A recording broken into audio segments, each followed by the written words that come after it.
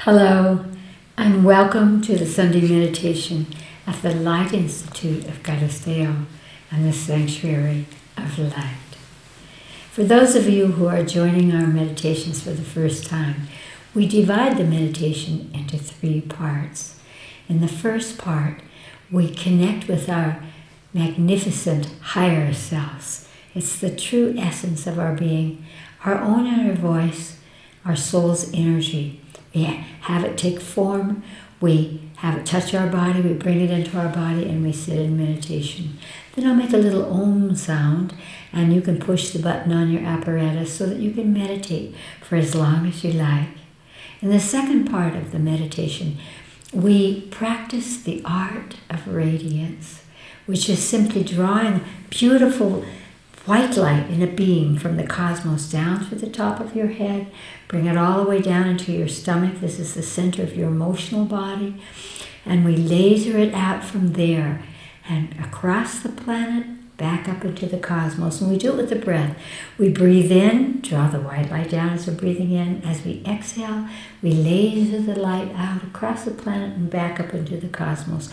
And you simply just continue this process of drawing the light in and radiating it out for the second part of the meditation. That will put you in a beautiful meditative energy.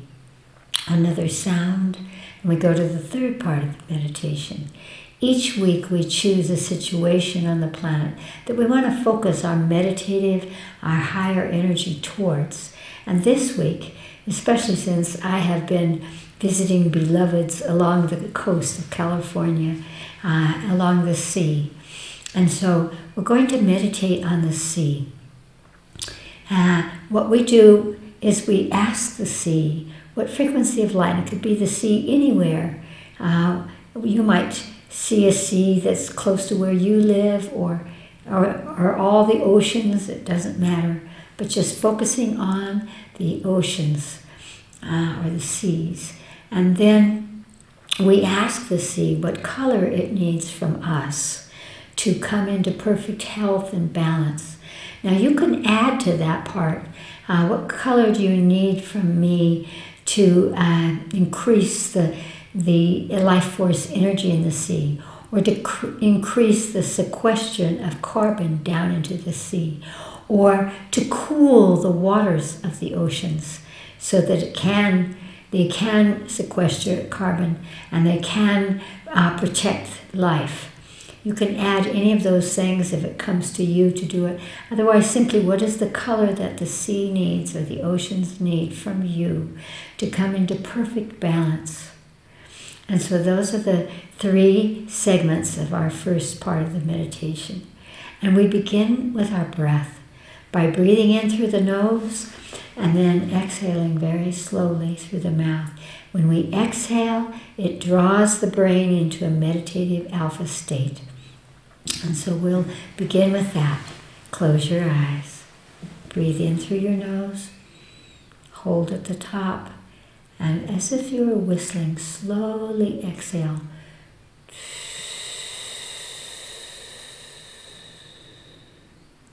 And once again, breathe in through your nose. And exhale slowly.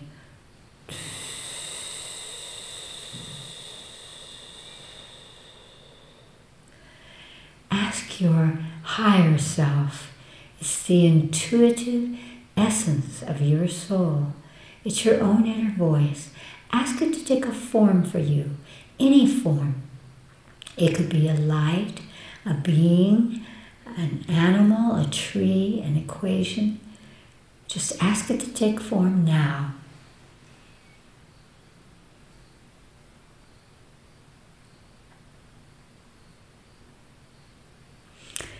Ask your higher self to touch your body where you hold your divine essence at this moment. And just imagine anywhere in your body that your higher self is touching you. And once you feel that touch, bring your attention into that place. And again, breathe in and out through that point in your body. And now draw your higher self in through that point and sit in meditation. Om.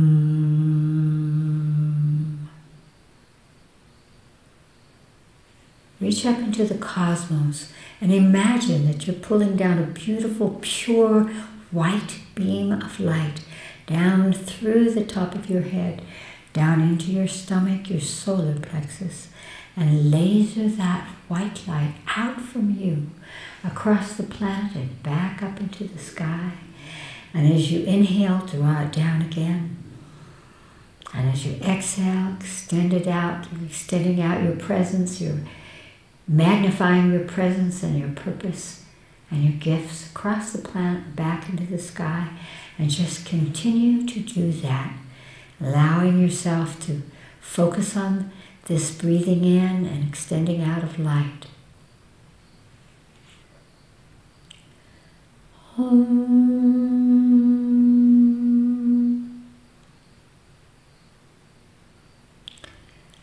Now, bring into your mind's eye any ocean or sea that comes to you.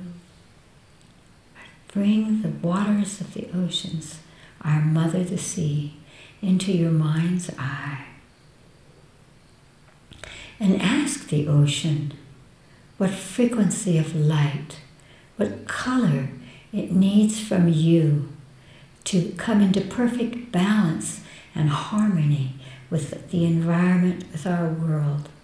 Again, you could add to that so that it could sequester more carbon, so that it could cool the seas, so that the seas are cleaner, or there are more fish and more life in the sea. You can add any of that part to your question. What color do you need from me to become this sea of perfect balance and health?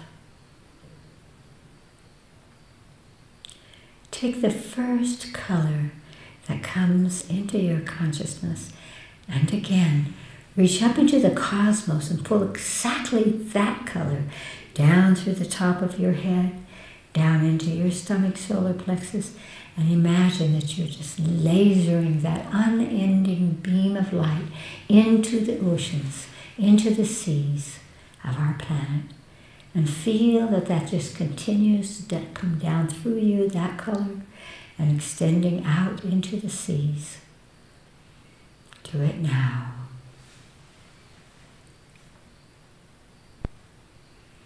And just imagine that there's a shift that's occurring as the oceans receive this light that they've asked for. Because that's what happens when light comes into a point of reference.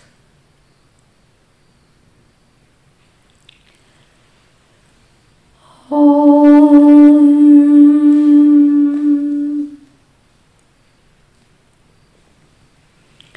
Take a deep breath into your body and open your eyes. Thank you so much for joining in this meditation. There is a second part to our meditation here. It's called Knowings. And each week, people from around the world send in questions that they would like for us to focus upon in order to uplift and illuminate ourselves and all those who are participating. And Allison will tell us the questions that have come this week. Allison? The first question is from Luxembourg City in Luxembourg. Chris, I know that there are elite groups of the super rich who do not believe in good and evil, only power, and that they are never affected adversely by their horrific actions of creating global chaos, death, and destruction for their own gain. Do you think the law of cause and effect will balance the terrible acts they have perpetrated on humanity and planet Earth? So you're speaking of the law of karma, the law of cause and effect, but the second part of that is action and reaction. And the reaction is, again, that ripple, that everything that moves, and every thought, every action on this planet, from whomever or whatever it comes, creates a ripple that changes the environment, that changes things around it. So of course there is action and reaction, but what I love about that is the reaction part. That's where you and I enter, because I'm actually very pleased at the growth that's happening on the planet right now. I'm seeing beings of tremendous power being called upon that actions that they have taken, or the things that they do, or the ripple out effect of their own choices that influence the planet, that influence the rest of us. And so what I would say to you is that, as my higher self says, never mind really them. If your whole focus is upon them, then it'll always be this sort of battle and this place that you can't sort of get out of. Where we get out is when we react or respond. And that's what's happening. We're beginning to say, no, you can't do that. You have to be called upon to live within the laws, within the highest energy for everyone, for the good of the whole, as was said. And this is beginning to happen. And I'm watching it in different cultures and around the planet, where these beings of tremendous power are being called upon to shift. And they're being called also to take responsibility. And we are doing that.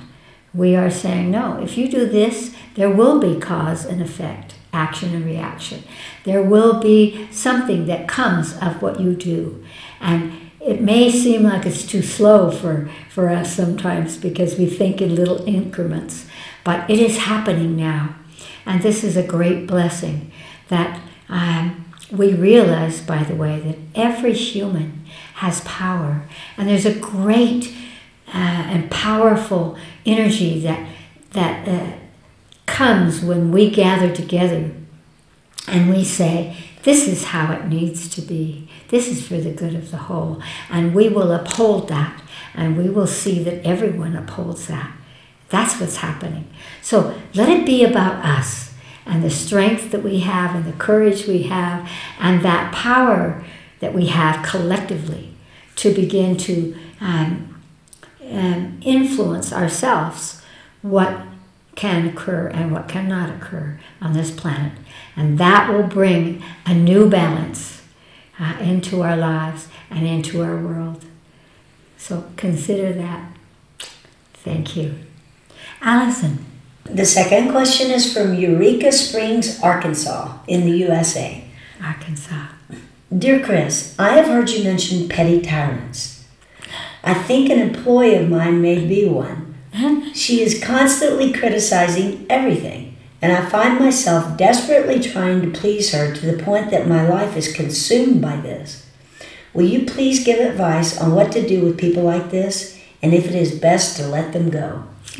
First of all, I want to give you a little cosmic giggle and say it's not an accident that you have this petty tyrant.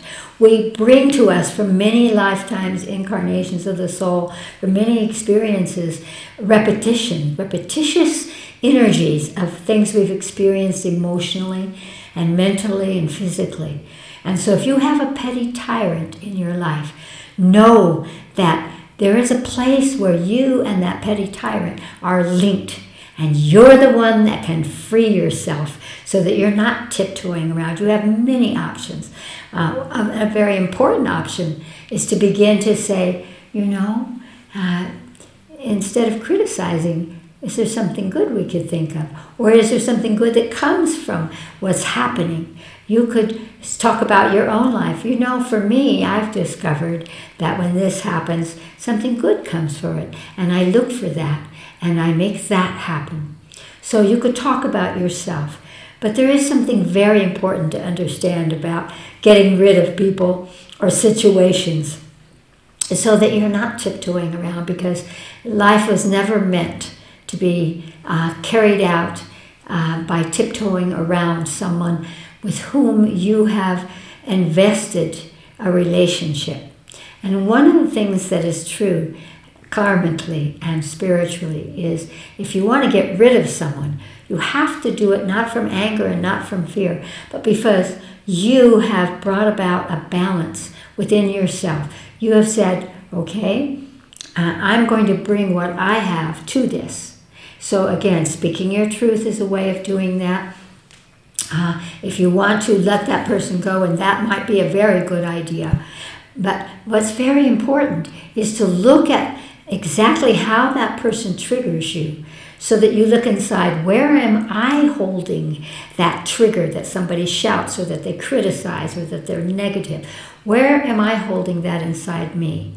And what is the frequency of light that'll clear that, that'll release it from me? And then what you want to do is hold them in your mind's eye and ask them, as we were doing in our meditation before, what color they need from you to come into balance and harmony in your life and be released. So that you are releasing them on a spiritual level, on an emotional, and on a karmic level. When you do that, then you have done what you can do to change it. And when you release them, then you are not as likely to attract some next honorable opponent, petty tyrant into your life. Because as long as we're still engaging, I should have done this, I should have done that, this drives me crazy. The more that we do that, the more we are connected and caught in that pool. And so another really beautiful exercise in consciousness that I love to offer is, as we did at the beginning of our meditation, ask your higher self to take form, place it to your left side. Then ask the higher self of that petty tyrant, because no matter how terrible they are with you, on a soul level, they have a higher self. They have a perfect energy. And so let their higher self take form. And the two higher selves may be two energies or two things that you would never think could come together. They're very different. That's all right. But the fact that you allow yourself to see the soul energy of another person is what helps you to free yourself from them emotionally and be able to release them from your lives. So you put yours on the left, them on the right in front of you. They're facing each other. Take a deep breath and just imagine that the two forms merge for a moment. And when you do that, again, you are acknowledging that they are someone that you've brought in because they are teaching you something. They're pushing you to evolve, to get rid of those triggers, or to come to a place where you can go beyond those kinds of energies, so that petty tyrants aren't the conversation in your life. You are the conversation in your life, how you live your life. And then I would recommend, ask your higher self, is it time for me, having done these exercises in consciousness, which you'll want to do many times, and certainly before they come to your house or you are with them, to send them light. And you will be amazed at how people respond to that. You're doing it inside. They don't know you're doing it on the outside, but spiritually they do. And then ask your higher self, is it time for me to release them? And if it is, you just go right forward and say, you know, it's time for you and me to go on. I release you. And I wish you well. And then, again, you will be setting them free and you free. We don't need petty tyrants to teach us, to help us to evolve. We can do that from inside ourselves and from a positive perspective. But anyone that comes in to be that petty tyrant, you know they're karmic to you. So find the way to look at the highest, to clear it, and release them. It's not hard. You can do it. Allison, another one? The last question is from Innsbruck, Austria. Austria. Dear Chris, your incarnational work is a huge acceleration of personal evolution. What I'm wondering is if when I'm doing your work, am I also accelerating the lives of people who happen to be in the incarnational lifetimes I'm clearing? Oh, I love that you have brought that up, because it's very true. And this is why when we are at the Light Institute facilitating someone to look into these incarnations of the soul, these lifetimes, we will always ask, is this person anyone you've ever known or met in this lifetime? And they may be in the opposite sex body, they might be completely different, but the vibration you recognize. And so the more, even if you're not sure, the more that you can say, I think it's this person, you are giving a great gift to that person, because they will be unwound from the karma, the contracts and vows that you've created in some other lifetime that you're seeing. You're seeing another lifetime, but that person has come to you in this lifetime as well, maybe again in a different way. But the more that we recognize with our consciousness energies that have participated in our evolution and in our lifetimes, the easier it is for us to go on, to go forward. And so absolutely, you will be freeing them, but most importantly, you'll be freeing you, because there are many, many souls who could play a certain role for you and have another lifetime. And you have played those roles for them as well. And so when this is what I love about doing incarnational work, clearing the lifetimes, releasing them, and releasing everyone who has participated in them, setting ourselves free to speed the evolution of our soul. Great love to you, each and all.